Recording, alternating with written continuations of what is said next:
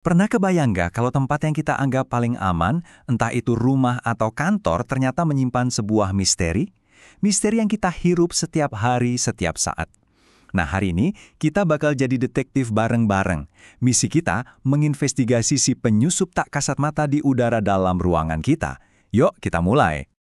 Coba lihat angka ini. Mungkin kedengarannya gila, tapi menurut banyak organisasi kesehatan inilah persentase waktu yang kita habiskan di dalam ruangan. 90%. Itu lama banget kan? Hampir seluruh hidup kita berada di dalam lingkungan yang itu-itu aja. Nah, ini dia pertanyaan intinya. Kalau kita memang menghabiskan sebagian besar hidup kita di dalam ruangan, kualitas udara di sana jadi super penting kan? Jadi sebenarnya, apa aja sih yang ikut masuk setiap kali kita menarik napas?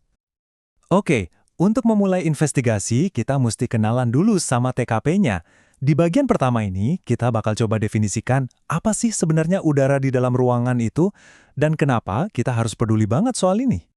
Jadi, ada istilah kerennya nih, kualitas udara dalam ruangan atau biasa disingkat IAQ. Gampangnya gini, IAQ itu istilah buat ngukur seberapa bersih atau kotor udara di sekitar kita pas lagi di dalam gedung. Kalau IAQ-nya bagus, udaranya bersih. Sebaliknya, kalau IAQ-nya jelek, itu artinya ada banyak sampah tak terlihat di udara yang bisa bikin kita nggak nyaman, bahkan sakit. Dan jangan salah, ini bukan masalah sepele loh. Lembaga-lembaga perlindungan lingkungan secara konsisten menempatkan polusi udara dalam ruangan sebagai salah satu risiko kesehatan terbesar bagi kita semua. Intinya, ini serius. Apa yang ada di udara kita itu benar-benar ngaruh.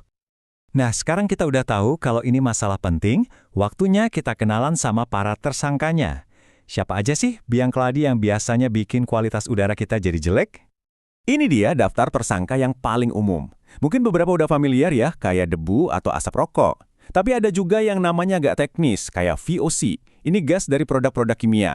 Atau radon, gas radioaktif dari tanah. Walaupun namanya aneh, percaya deh, mereka semua ini ada di sekitar kita. Nah, pertanyaannya, gimana caranya para penyusup ini bisa masuk ke rumah dan kantor kita? Jawabannya, mungkin agak bikin kaget.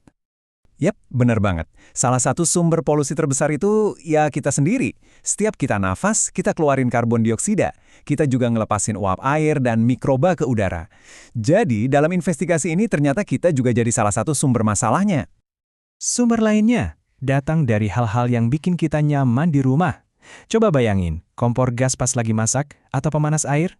Semua proses pembakaran itu melepaskan berbagai macam gas dan partikel langsung ke udara di rumah kita. Terus, coba deh lihat sekeliling. Pembersih yang kita semprot, pengharum ruangan, bahkan bau baru dari furnitur atau karpet, itu semua adalah senyawa kimia yang menguap ke udara. Wah, ternyata sumbernya ada di mana-mana ya. Kita udah nemu banyak banget sumber polusi, tapi ternyata ada satu faktor yang perannya jauh lebih besar dari yang lain. Nah, ini dia bagian paling serunya, pengungkapan terbesar dari investigasi kita. Dari semua kemungkinan yang ada, kira-kira apa ya satu hal yang paling sering jadi biang keladi utama masalah kualitas udara? Coba deh tebak. Dan ini dia jawabannya. Berdasarkan studi besar dari NIOSH, lihat angka terbesarnya. Lebih dari setengahnya, tepatnya 53%, masalah kualitas udara dalam ruangan itu disebabkan oleh ventilasi yang buruk. Jadi pelaku utamanya ternyata bukan si polutan itu sendiri, tapi karena udara kotornya terjebak di dalam dan udara segar nggak bisa masuk buat ngedorong keluar. Oke, kita udah tahu penyebab utamanya. Sekarang gimana dampaknya ke kita? Kenapa kita harus peduli ya? Karena udara yang kita hirup itu punya hubungan langsung sama kesehatan kita. Saking seringnya terjadi, para ilmuwan sampai punya istilah khusus loh, sick building syndrome. Ini adalah kondisi di mana sebuah gedung, secara harfiah, bikin orang di dalamnya jadi sakit. Gejalanya seringkali nggak jelas, tapi nyata. Cuma gara-gara kualitas udaranya yang jelek. Coba kita cocokin gejalanya ya. Kalau Anda sering ngerasa sakit kepala, capek, atau susah fokus pas lagi di dalam ruangan, tersangkanya bisa jadi VOC dari produk pembersih atau mungkin bioaerosol kayak jamur yang nggak kelihatan. Atau mungkin tenggorokan sering kering dan napas agak sesak. Nah, itu bisa jadi tanda ada gas dari kompor atau partikel-partikel super kecil yang melayang-layang di udara. Mata sering perih atau iritasi, itu bisa jadi karena formaldehida, bahan kimia yang banyak ada di furnitur baru, atau, yaitu lagi, VOC dari produk yang kita pakai sehari-hari.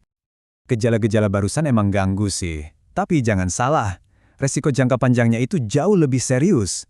Paparan polutan tertentu, contohnya gas radon yang bisa masuk dari tanah ke rumah, itu udah terbukti berhubungan langsung dengan peningkatan risiko penyakit berat kayak kanker paru-paru. Oke, kita udah identifikasi masalahnya, tersangkanya, sama dampaknya. Tapi tenang, investigasi kita nggak berhenti di situ. Justru sekarang bagian terpentingnya, gimana caranya kita bisa membersihkan TKP dan ngambil alih kendali? Intinya, ada 4 strategi utama yang bisa kita lakuin. Pertama, kontrol sumbernya. Kalau bisa, singkirin aja penyebab polusinya. Kedua, dan ini yang paling penting, perbanyak ventilasi. Buka jendela, biarin udara segar masuk. Ketiga, jaga kelembapan biar jamur nggak tumbuh. Dan yang keempat, bisa juga pakai pembersih udara buat nangkep sisa-sisa polutan yang masih ada. Jadi setelah semua investigasi kita hari ini, pertanyaannya sekarang kembali ke Anda. Nggak perlu kok langsung rombak satu rumah. Coba pikirin aja. Dari semua yang udah kita bahas, kira-kira satu hal kecil apa yang bisa Anda lakuin besok buat mulai bikin udara di sekitar jadi lebih baik?